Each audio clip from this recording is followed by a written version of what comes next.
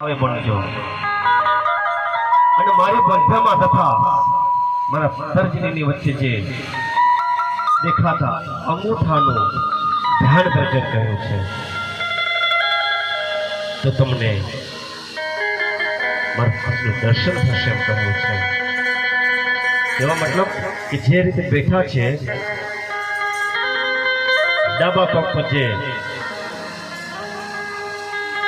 ઘૂંટણ પર હાથ રાખ્યો છે અને જે આ રીતે હાથ છે અને જ્યાં વચ્ચે અંગૂઠા આવે છે ત્યાં જોઈને તમારે દર્શન કરવાનું છે કહ્યું છે અને ત્યારે તમને દેખીને દર્શન થશે કહ્યું છે, સ્પષ્ટ કહ્યું છે।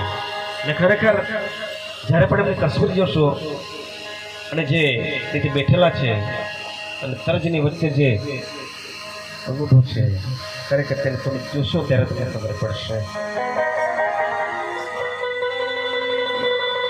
હવે જ્યારે